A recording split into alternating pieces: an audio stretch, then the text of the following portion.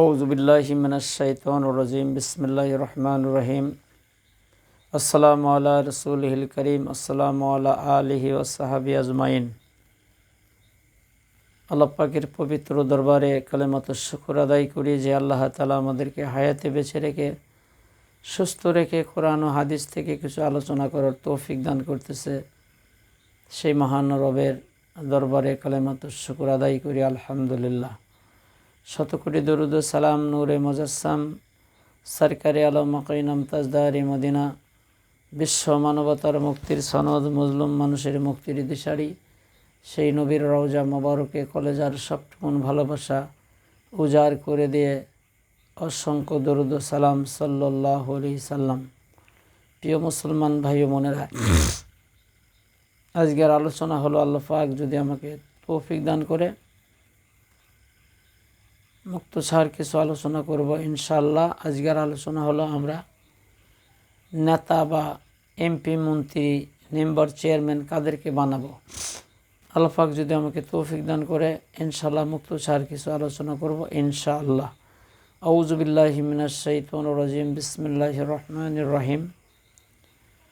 আরাআইতাল্লাযী ইউকাযযিবু বিদ্দীন ফাযালিকাল্লাযী ইয়াদুল ইয়াতীম ওয়ালা ইয়াহুদ্দু আলা তুআমিল মিসকিন ফাওয়াইলুল লিল মুসাল্লিন আল্লাযীনা হুম আন সালাতিহিম সাহুন আল্লাযীনা হুম ইউরাউন ওয়া ইয়ামনাউনাল মাউন ইলা আখির আয়াত। কালান নবী সাল্লাল্লাহু আলাইহি সাল্লাম মান তাশাব্বা বিকাউমিন ফাহুয়া মিনহুম মুত্তাফাকুন আলাইহি।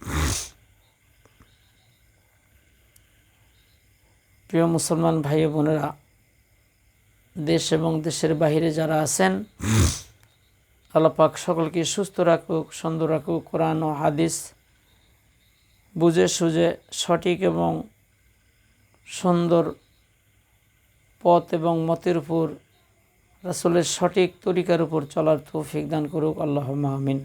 প্রিয় মুসলমান ভাই ও বোনেরা, যারা আমার চ্যানেলটি দেখেন এবং দেখবেন এবং বন্ধুবান্ধবের সঙ্গে শেয়ার করে দেবেন। অনেক বিষয়ের উপর আমার আলোচনা আছে ইনশাআল্লাহ। আমি কোনো আজে বাজে কথা বলি না, কোরআন হাদিসের আলোকেই কথা বলার চেষ্টা করি ইনশাআল্লাহ। প্রিয় মুসলমান ভাই বোনেরা, সূরা মাউন, এখানে এই সূরাটি নাজিল হয় ইতিম মিসকিনদের সম্পর্কে। আল্লাহ রাব্বুল আলামিন এই সূরাটি নাজিল করে নবীকে বলছেন, হে নবী, আপনি কি ওদেরকে দেখেছেন যারা কিয়ামতকে অস্বীকার করে, এতিমের গলায় ধাক্কা দেয়, মিসকিনদেরকে খেতে দেয় না,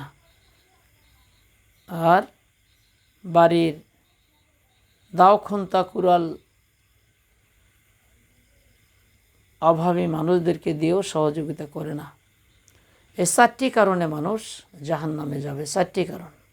1 নম্বর কারণ হলো রাসূল বলতেছে, হে নবী, আপনি কি দেখেছেন যারা কিয়ামতকে অস্বীকার করে, অবিশ্বাস করে, যারা 2 নম্বর অপরাধ হলো এতিমের গলায় যারা ধাক্কা দেয়, 3 নম্বর হলো মিসকিনদের যারা খেতে দেয় না, 4 নম্বর হলো বাড়ির দাও খুন্তা কুড়াল অভাবী মানুষদেরকে, যাদের নাই তাদেরকে দিয়েও সহযোগিতা করে না। তাহলে এখানে জাহান্নামে যাওয়ার অপরাধ হলো 4টি। প্রিয় মুসলমান ভাই ও বোনেরা, আগে জামানায় এতিম মিসকিনের মাল, ভাই মারা গেলে ওই সন্তান রেখে যেতেন, তারা এতিম ছেলে মেয়ে থাকতো, হয়তো কেউ গার্জেন হয়ে তাদের দেখাশোনা করতো, কিন্তু ওই তাদের এই মালগুলো তারা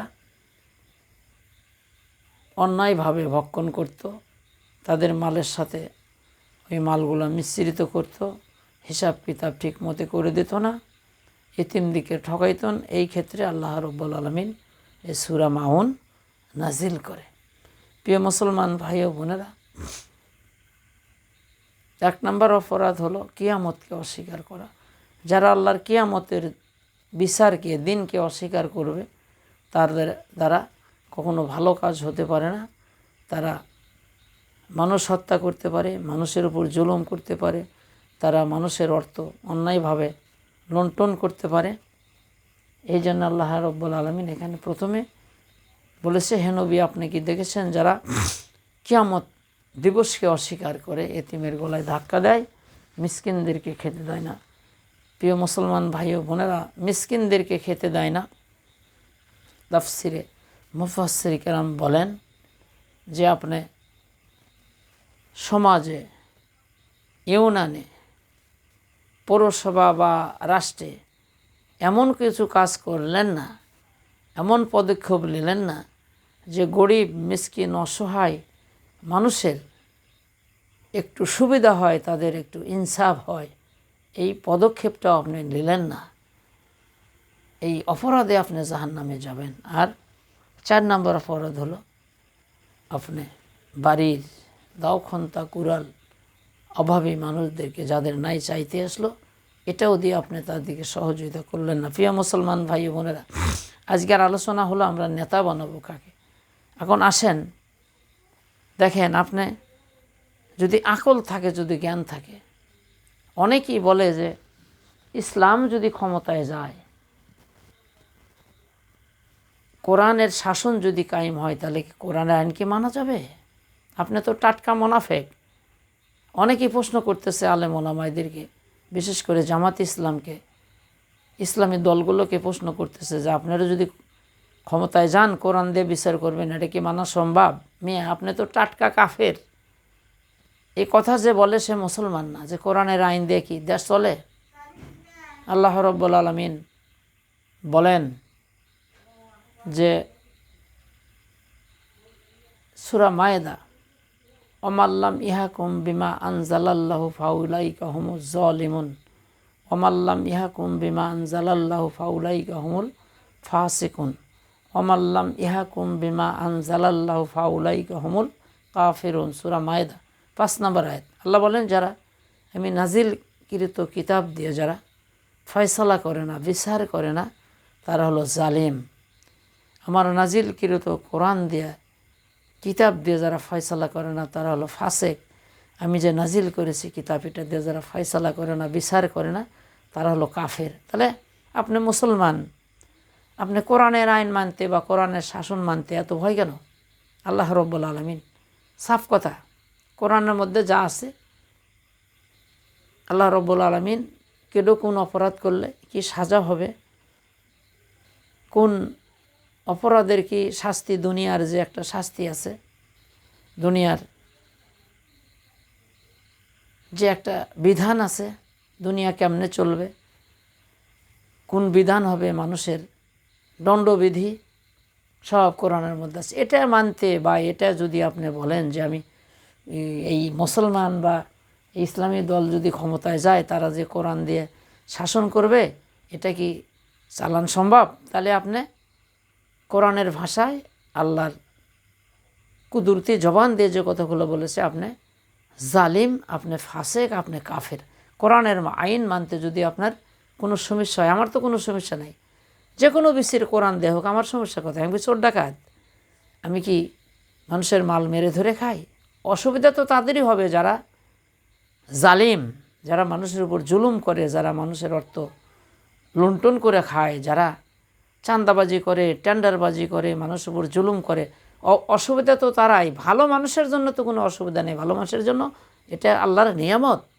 ইসলাম যখন কায়েম হবে, কোরআন দিয়ে যখন শাসন হবে, কোনো দুর্নীতি থাকবে না, কোনো অবিচার থাকবে না। কে রাজা, কে বাদশাহ, কে জমিদার, কে মন্ত্রী, আর কে সুইপার, আর কে মুসিবা সামার, সবার জন্য বিচার সমান হয়ে যাবে। হুজুর পাক সাল্লাল্লাহু আলাইহি সাল্লামের জামানায় একটা ধনী মানুষের একটা মেয়ে একটা চুরি করেছিলেন, অপরাধ করেছিলেন। মেয়েটার নাম হলো ফাতেমা। তে অনেক লোকজন তারা জায়েদ রাদিয়াল্লাহু তাআলা আনহু রাসূলের পালক পুত্রকে অনুরোধ করলো যে আপনি যেহেতু রাসূলের পালক পুত্র, রাসূলের কাছে একটু সুপারিশ করেন যে মেয়েটার জন্য, যে এত ধনী মানুষ, তার যদি হাত কেটে দেয় এটা কেমন হয়। রাসূলের কাছে যা যখন বলল, রাসূলের চেহারা মোবারক লাল হয়ে গেল। হে জায়েদ, তুমি কি বলতেছো? আমার ফাতেমাও যদি চুরি করতো, সাক্ষী প্রমাণ হয়ে গেলে আমি ফাতেমারও হাত কেটে দিতাম। এই মেয়ে, আপনি কি মুসলমান? কোরআনের শাসন মানতে কোরআনের আইন মানতে আপনার এত দ্বিধা কোথায়? দ্বিধা তো ওই লাম্পট বদমাইশ, চোর ডাকাত, লুচ্চা গুন্ডা, সুদখুর ঘুষখুরের জন্যই তো অসুবিধা। ভালো মানুষের জন্য তো কোরআনের বিধান মানা কোনো সমস্যা নাই। আমরা চাই সকল বিচার কোরআন থেকে হোক। কোরআনের আর একটি নাম হলো ফুরকান। আর এই 4টি অপরাধে আমি জাহান্নামে যাব। যারা এতিমের গলায় ধাক্কা দিয়েছে, মিসকিনদেরকে খেতে দেয় নাই। খেতে দেয় নাই মানে আপনি এমন মেম্বার চেয়ারম্যান বানালেন যে এতিম মিসকিনের মালগুলো মারা খায়। গোপেশ্বর বাবু খালি মোষ, দাড়িটারি কিচ্ছু নাই, পেশাব করে পানি লায় না, এক ওয়াক্ত নামাজ পড়ে না, সূরা ফাতিহাই জানে না, ইসলামের কোনো কিছু নাই, তার ভিতরে আল্লাহ ভীতি নাই। এরকম একটা লোককে আপনি ভোট দিলেন।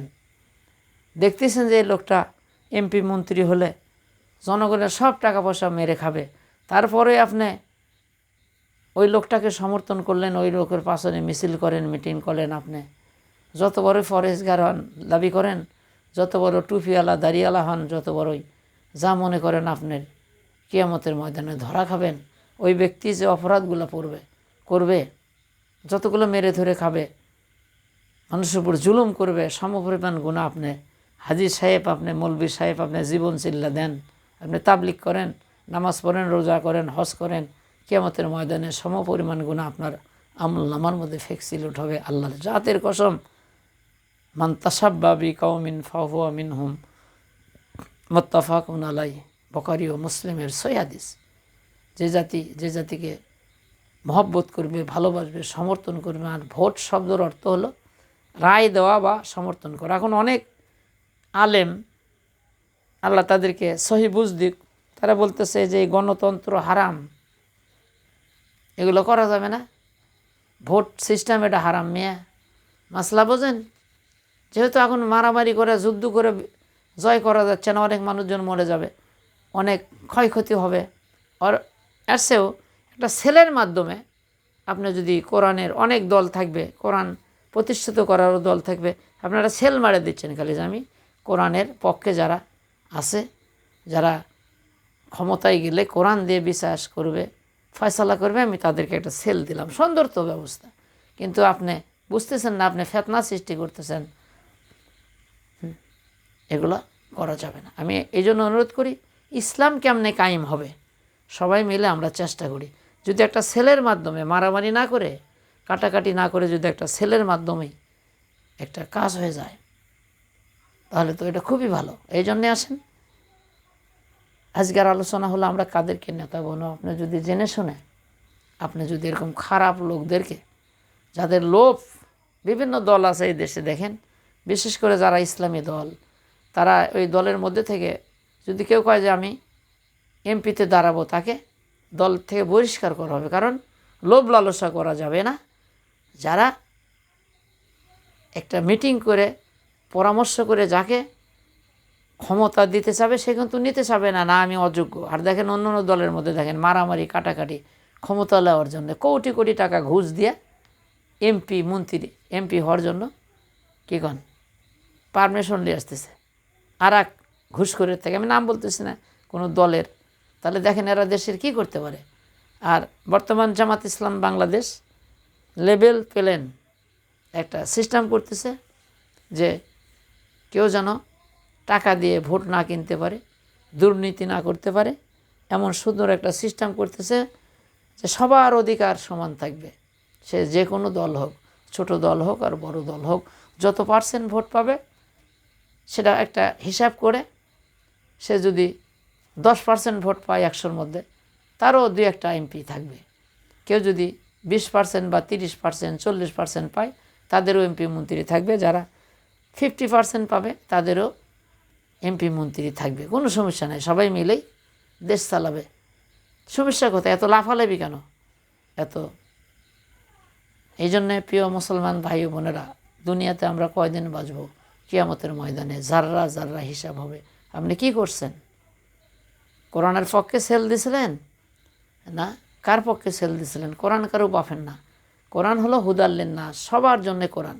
যে কোনো দল থাকতে পারে, সবাই আন্দোলন করতে পারে, অধিকার আছে। কিন্তু ওখানে যায় যদি খালি বিচারটা কোরআন দিয়ে করে, দেখেন দেশ জান্নাতে পরিণত হয়ে যাবে। আল্লাহ আসমান ও জমিনের দরজা, বরকতের দরজা খুলে দেবে। আজ দেখেন মানুষের তৈরি করে আইন, চোর চুরি করলো, জেলখানায় গেল, টেলিং দিয়া সে ডাকাত হয়ে বাইরে আসলো। ডাকাত গেল, সে কেমনে মানুষ খুন করে, মার্ডার করে, সেই হয়ে ট্রেনিং হয়ে বাইরে আসলো। আর কোরআন বলতেছে কেউ যদি চুরি করে, যে বেগুন চুরি, আলু চুরি, পেটের দায়ে, ক্ষুধার জ্বালায়, এর হাত কাটা হবে না। যারা কলমের খোঁচা মেরে বিভিন্ন পদে নিয়োজিত আছে, যারা ঘুষখোর, লক্ষ লক্ষ টাকা ঘুষ খাচ্ছে, কোটি কোটি টাকা এতিম মিসকিনের আত্মসাৎ করছে, যে সাক্ষ্য প্রমাণ যদি হয়ে যায়, কোরআন বলতেছে তার হাত কেটে দাও, এই পর্যন্ত কেটে দাও। তাহলে বলেন তো, এখানে যদি হাত কেটে দেওয়া হয়,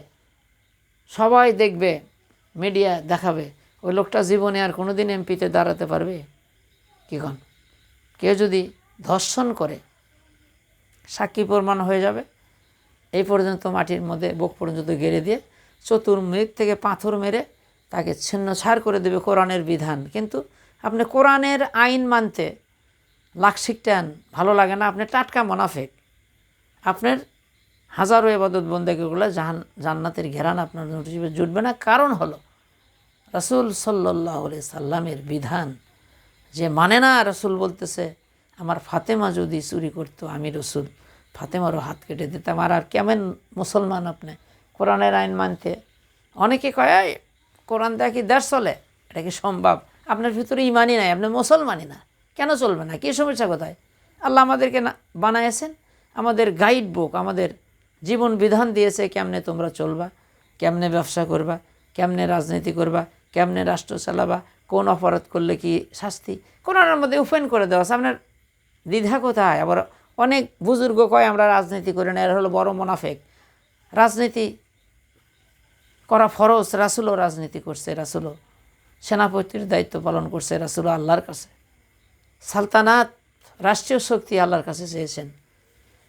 ভোট শব্দের অর্থ হলো রায়, রায় দেওয়া, সমর্থন করা, বাস।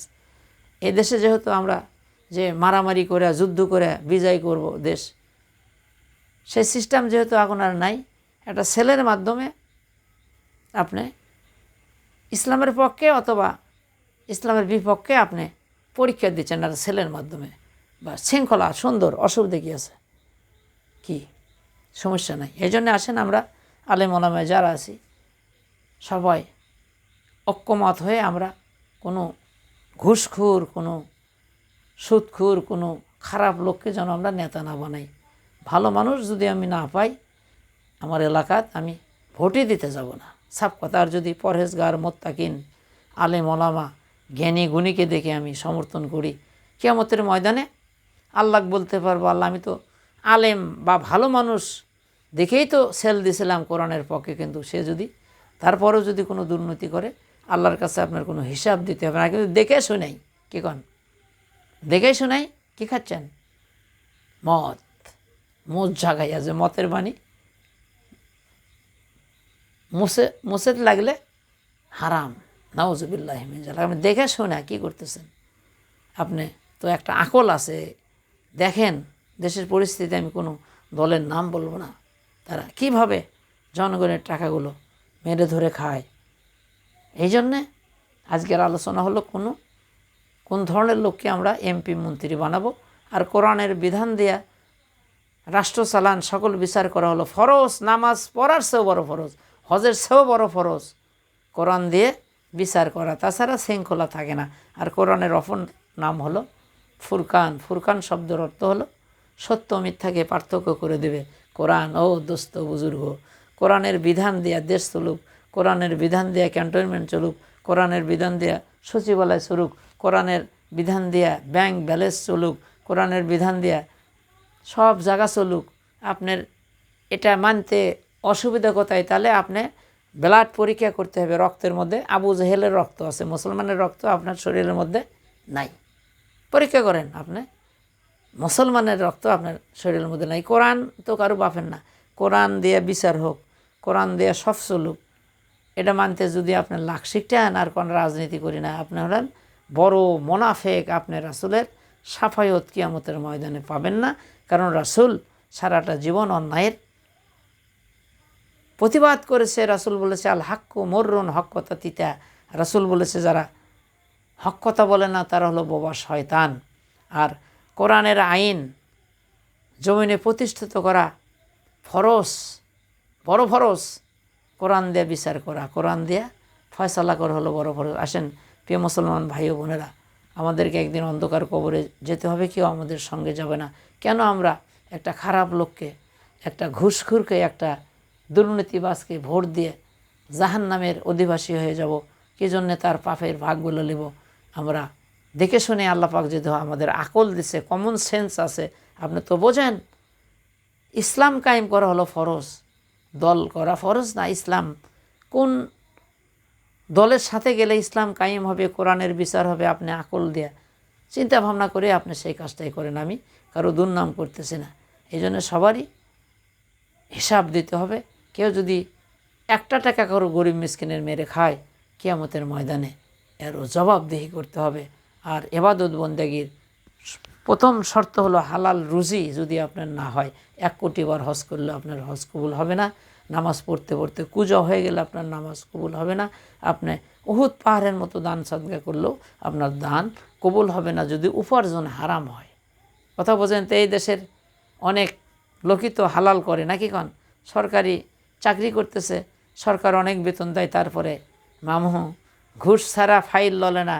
আপনি যদি মামু 1 কোটি বার হজ করেন, আপনি জান্নাতের ঘেরানি পাবেন না। আপনার কোনো ইবাদত বন্দেগী আল্লাহর দরবারে কবুল হবে না।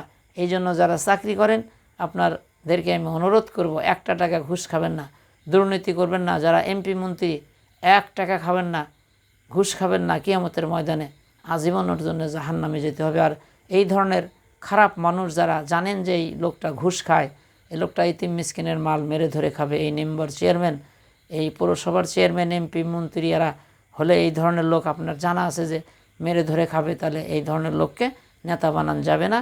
আর ভালো নেতা বানান বা কোরআনের আইন দেশ চলুক, এটা সবথেকে বড় ফরজ। আল্লাহ পাক আমাদেরকে এই ফরজ পালন করার তৌফিক দান করুক। আসসালামু আলাইকুম ওয়া রাহমাতুল্লাহ।